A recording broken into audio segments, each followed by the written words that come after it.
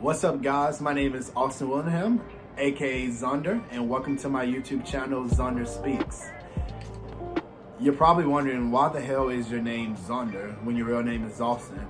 Hell, I wonder it too. But the truth is that I love the name, first off. But also, Sonder means that every passerby is living a life as vivid as yours. So that means that everybody that you encounter in life is going through shit. We all love the same, we all hurt the same, and that we should all just be more welcoming and accepting of each other. Little fun fact, actually, is that I share the same birthday as Martin Luther King Jr., and I swear I'm him reincarnated in some type of form of way. I feel like I have many things to offer and a lot to bring to the table, just in a maybe a little more worldly different sense, but necessarily worldly doesn't always have to mean bad. Cheers to that.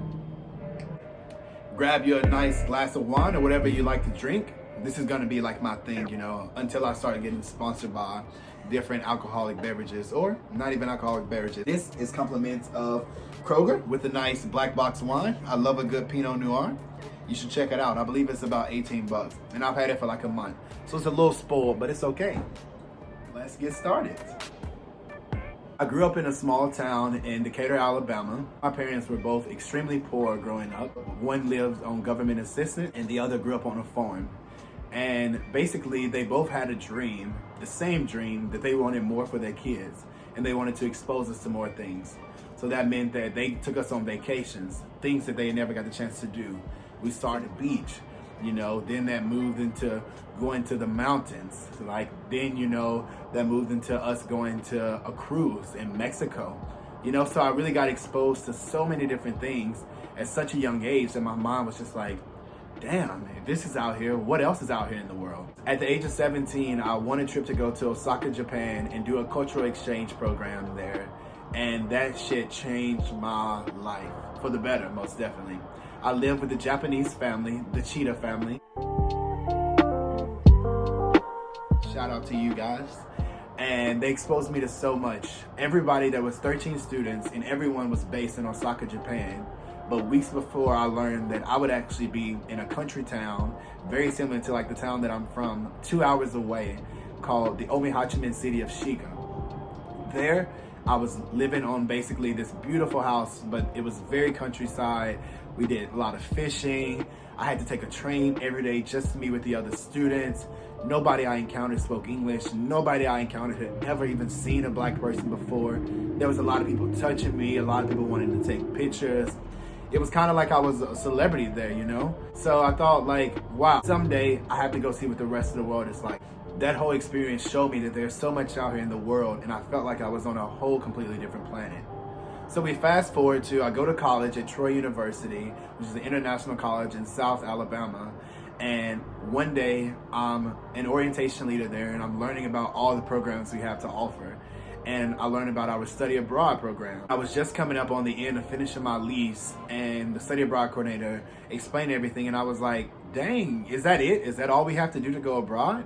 And she was like, yeah, and I was like, do you think this is something I can make happen? This was June. I was like, you think this is something I can make happen by August? I don't have a place to live already, and I want to go abroad. And she was like, yeah. And I was like, all right, let's go. Let's do it. So before I knew it, I was headed to Halmstad, Sweden.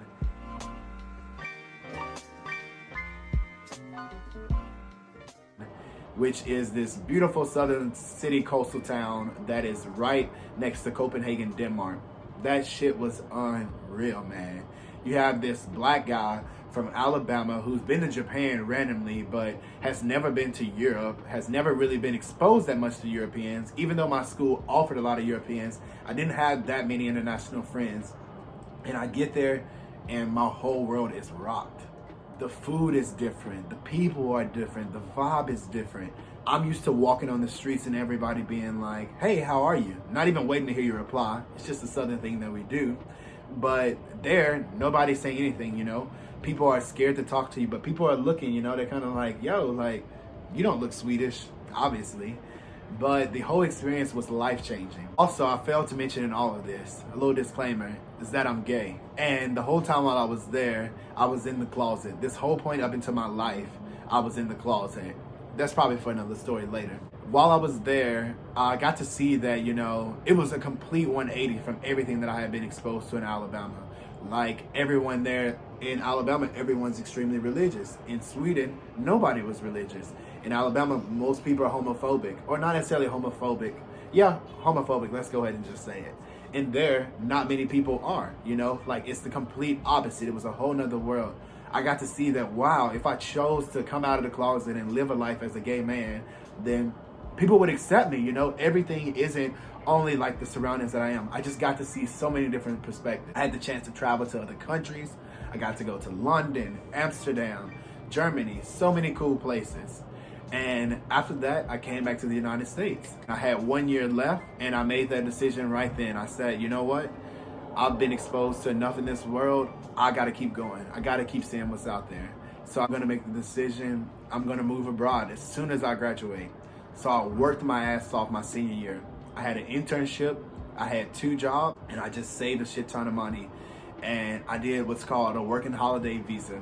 You can check out the link below. It'll link you to my blog, which tells you a little bit more about a working holiday visa and how if you're between the ages of 18 and 30, you should do the same, most definitely.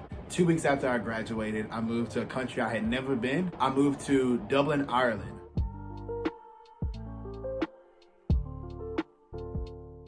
And I knew no one. Just completely my own, a fresh start, everything. I came out of the closet. I was ready to tackle on the world and tackle on some Irish cock. Sorry, mom and dad. I did what every person would do directly out of college. I got me a nice corporate job, you know. I was ready to do the 9 to 5 and take that life.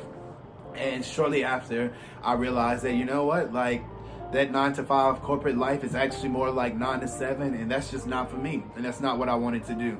So I put my suitcase down, I put my nice little suits away. After I decided to hang up everything, I got a job back in hospitality, my one true love and things that I'm good at, talking to people and serving others. And I used that to be able to travel around Europe to live a good life. And then after that, I went to Southeast Asia and I went backpacking off and on for about 5 or 6 months.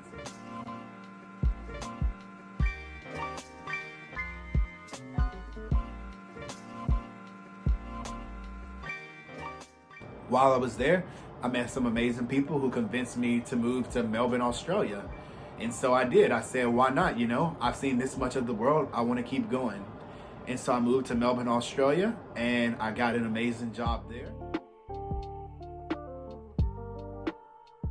I had an amazing time traveling around Australia and working there, and things were great, you know. And in between my visas, COVID happened and life happened, and I ended up back in the United States. And now I'm here in Nashville for a year, which I've been working an amazing job here as well that I love and I'm passionate about. But ultimately what I'm passionate about is helping people find their passions and living out their true authentic selves.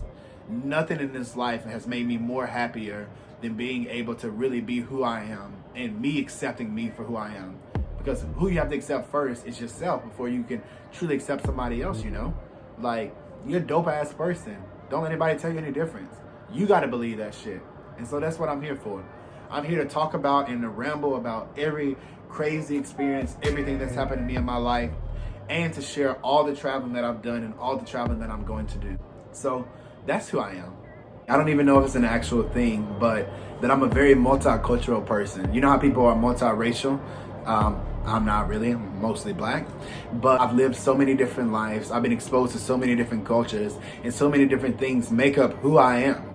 A very complex person who's lived all over the world, who's black, who's gay, who came from a small town, whose parents are pastors, who just doesn't know, who's just figuring this out just like everybody else. I want to welcome you into my life, and I want to get to know more about your life, and so that we can see that we have so many similarities in that it's all gonna be all right, you know? We can get through this together. We can do this life together. Life is beautiful. Life is love.